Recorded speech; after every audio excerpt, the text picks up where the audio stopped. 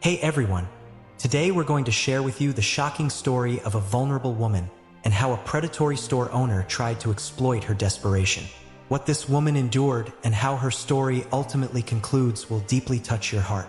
This story carries a vital message that will awaken your conscience, so please watch until the very end. Before we start, don't forget to give this video a thumbs up, subscribe to our channel if you haven't already, and hit that notification bell. Now, let's dive into this powerful narrative. There was a woman named Sarah whose life was once brimming with happiness. She had a devoted husband, cheerful children, and a home where laughter was a constant sound.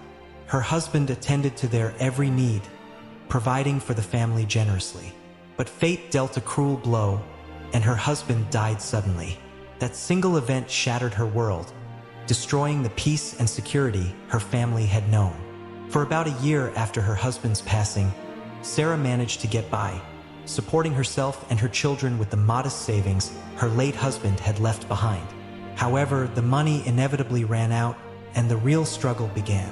She reached out to her parents, asked her brothers for assistance, and even approached her in-laws, hoping for support. When every door seemed to close, she resorted to cleaning houses, washing dishes, and doing laundry for others, just to earn enough for basic meals. Yet, life isn't just about subsistence. When festive times arrived, like the annual Town Founders Day festival, her heart ached watching her children's innocent longing for new clothes and shoes.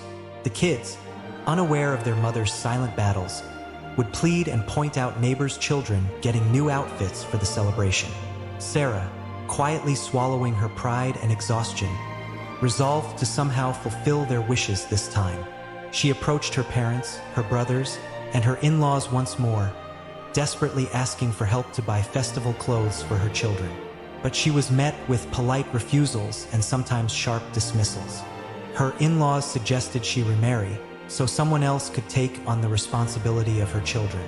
Though the idea briefly crossed her mind, she quickly pushed it away, convinced no stranger could love her children as their father had. Feeling desperate and cornered, she remembered a neighbor mentioning a store owner, a Mr. Blackwood, who offered goods on credit. Though wary, a small flicker of hope ignited within her. She hurried to her neighbor, confirmed the details, and got directions. Yet, her neighbor offered a vague warning about the store owner's unusual terms. With no other options apparent, she gathered her courage and went to Mr. Blackwood's shop the next day. After a brief introduction, the store owner, with a cunning smile, handed her a ledger outlining his conditions. As she read through them, her hands began to shake violently, and a cold fear gripped her heart. As she slowly turned the pages, each line of Mr. Blackwood's terms felt like a physical blow. Her breathing grew shallow, and sweat beaded on her forehead as she read the first condition, stated in bold print. Any woman seeking credit for clothing must first disrobe completely in front of him.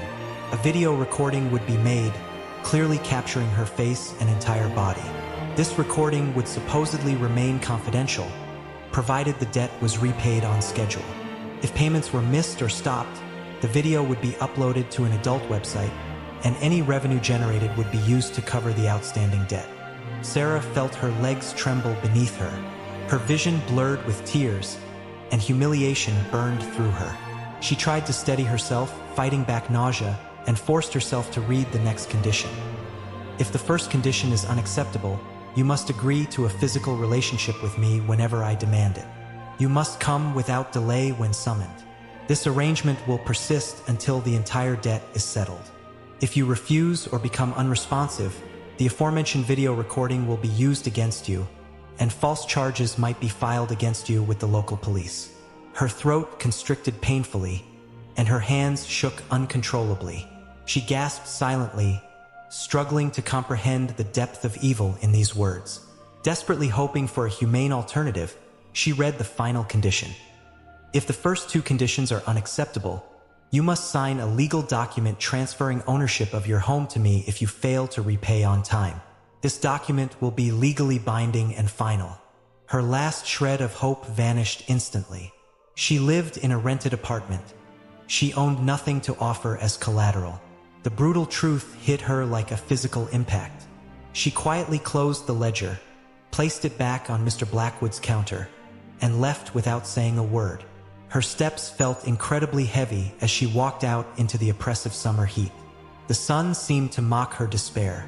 Her heart ached, and she wandered aimlessly, tears stinging her eyes. Her dignity had been viciously assaulted by those appalling terms. But the image of her children's innocent faces haunted her, their hopeful eyes, unaware of her degradation, pushed her to find another solution. Nearby, another store owner, Mr. Miller, had quietly observed her departure. He was aware of Mr. Blackwood's predatory practices and had seen many women leave that store looking utterly defeated. He sensed the deep sorrow in Sarah's posture, the dignity she clung to despite her devastation. Deeply troubled, he gently called out, "Ma'am, if you need clothes, you're welcome to get them from my store."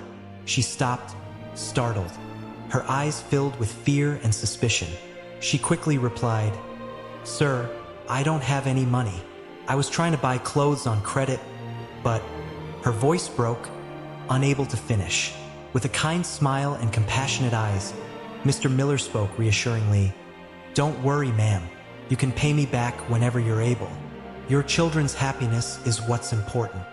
Fear gripped her again, the memory of her recent encounter flooding back. "No," she said quickly, shaking her head. "I can't accept conditions that would cost me my honor. I may be poor, but I won't sacrifice my dignity." "Ma'am," Mr. Miller responded calmly, his voice sincere, "I have no conditions, no videos, no demands, no humiliating agreements. Just kindness and trust. Pay when God provides. Your honor is safe here." Yet her trust was shattered. She backed away cautiously, tears welling in her eyes, hands trembling. Unable to trust his kindness, she turned and hurried down the street, leaving the kind-hearted man saddened by her pain. But he couldn't shake her image from his mind. Her silent anguish resonated with him. Something compelled him to follow her discreetly, keeping his distance. He watched as the broken figure entered a modest apartment building on the edge of town. Standing unobtrusively nearby, he quietly noted her address, determined to help anonymously. That evening, as dusk settled over Harmony Creek, the compassionate store owner placed money, enough for clothing and several months' expenses, into an envelope. He quietly approached Sarah's apartment and gently slid the envelope under her door, careful not to be heard. He left no name, no note, just a silent gesture born from empathy. Meanwhile, Sarah sat inside her small, dimly lit room, lost in prayer and sorrow. Her heart ached with anguish and confusion, torn between desperation and her principles. She fell onto her prayer mat, crying uncontrollably, whispering fervent prayers to God, asking for guidance and relief from her unbearable situation. Unaware of the quiet act of kindness at her doorstep, she eventually drifted into a troubled sleep. The next morning, as sunlight streamed through the cracks in her walls, she rose to face another difficult day. But as she opened her door, her eyes widened in disbelief. There, on the worn floor mat, lay an envelope. Trembling, she picked it up and opened it cautiously. Her breath caught as she saw the stack of bills inside, enough money to last a good while. Her knees buckled, and tears streamed down her face, her soul overwhelmed with astonishment and gratitude. She collapsed to her knees, clutching the money, whispering through sobs, "Oh God, you truly heard my cries. You were watching over me all along." In that quiet moment, beneath the rising sun, hope and gratitude flooded her heart. Without knowing her mysterious benefactor, she finally felt the comfort of divine mercy, a silent answer to her prayers that preserved both her dignity and honor. Sarah stood silently, gripping the envelope, disbelief slowly replaced by profound gratitude. After endless days of hardship and humiliation, this unexpected blessing felt like a miracle. Tears blurred her vision as she whispered, "Oh God, you heard my prayers. You watched over me." Composing herself, she carefully hid the envelope. Her first priority was clear: fulfill her promise to her children. With renewed dignity and hope, she prepared herself and headed back to the market district. This time, walking through the busy streets, the previous day's shame felt distant, overshadowed by her newfound courage.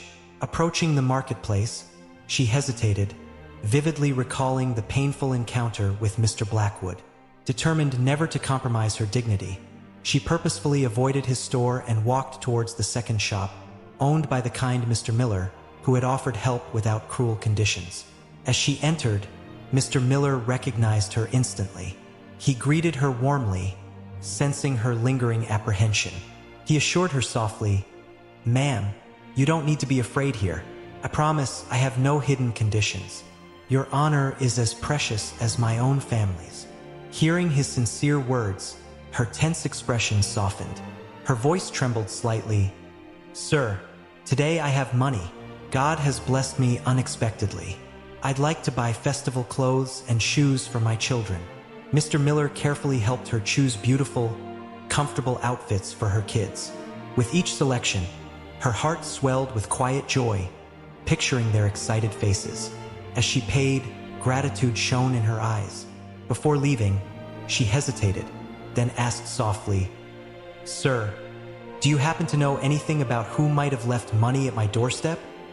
He smiled gently, his eyes kind, and shook his head quietly. "Ma'am, such kindness is often best kept anonymous. Perhaps God himself arranged for your help directly. Just be grateful and remember that kindness shown in secret often holds the greatest value." She nodded silently, accepting his words. Leaving the store, she carried her purchases home, feeling deeply relieved and at peace. On Founder's Day, her humble apartment filled with laughter once more. Her children beamed in their bright new clothes, admiring each other and comparing outfits with neighborhood kids. Their innocent joy filled her heart, washing away the bitterness of past suffering. But amidst the celebration, her curiosity remained. Who was her secret helper? She thought about it often, finally deciding it was best left unknown. Perhaps it truly was God's unseen hand protecting her when all human help failed. Yet, unknown to her, Mr. Miller continued to watch quietly from a distance. He would occasionally pass by her building discreetly, ensuring she seemed safe and managing. Each glimpse of her children laughing reassured him his anonymous act had served its purpose. Days turned into weeks. Slowly, Sarah's life began to improve. With the remaining money from the envelope, she started a small home-based business, sewing clothes and selling handcrafted items. Gradually, her financial struggles lessened, and dignity fully returned to her life. She no longer needed charity. Her own hard work became her source of pride and stability. Months passed. One afternoon, a gentle knock interrupted her work. Opening the door, she saw an elderly woman, Mrs. Gable, holding a small note. With a kind smile, Mrs. Gable handed it to her, saying quietly, "Daughter, someone asked me to give this to you." Puzzled, Sarah took the note and carefully unfolded it. It read simply, "Ma'am, forgive me for revealing this after so long. I am the one who left the money under your door. I wish no thanks or praise, only that God preserve your honor and dignity. Your silent courage inspired me deeply. Please pray for me. I ask for nothing more." Her eyes instantly filled with tears. Her heart surged with gratitude and amazement. Who was this person? Deeply moved, she asked the elderly woman gently, "Ma'am, who sent this note?" Mrs. Gable smiled softly, speaking slowly. "He asked me not to reveal his name, but I believe it's right that you know. He is the kind store owner who helped you, Mr. Miller. He does such deeds silently, never seeking recognition. God chose him to ease your hardship." Stunned by this revelation, Sarah fell into deep thought. Her heart now burned with the desire to thank him personally. Without delay, she rushed towards the market district, her heart pounding. But as she arrived, she found his shop closed. Neighbors were gathered nearby, whispering quietly. Confused, she approached one and asked softly, "Sir, what happened to Mr. Miller?"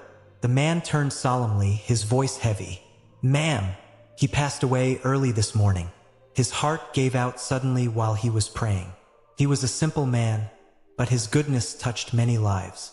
Today, Many are quietly mourning him. Her heart shattered instantly. Grief overwhelmed her. The one who had saved her dignity and honor had departed quietly, without ever receiving her thanks.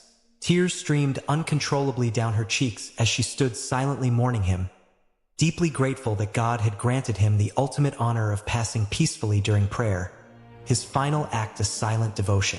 In the following days, the extent of his quiet generosity came to light. Stories emerged of countless women and families he had secretly supported, providing financial help, medical care, education for orphans, and protection for widows, always safeguarding their dignity and remaining anonymous. Profoundly inspired by his example, Sarah vowed to continue his legacy. Using profits from her growing business, she began discreetly helping other struggling women and families, silently easing their burdens just as he had done for her. Soon, the community felt stronger, kinder, deeply influenced by Mr. Miller's enduring legacy of quiet compassion. Years later, her children grew into compassionate, dignified adults. Each Founders Day festival, they quietly distributed clothes, shoes, and food to families in need, honoring the memory of the man who had rescued their mother's dignity. Sarah, now elderly, often gathered neighborhood children, gently recounting the story of a humble store owner who had silently saved her honor, teaching them the immense value of anonymous kindness. Ultimately, Mr. Miller's quiet acts lived on far beyond his lifetime. His legacy of anonymous generosity blossomed throughout the community, inspiring generations to help others secretly, preserving dignity, and spreading kindness without expectation.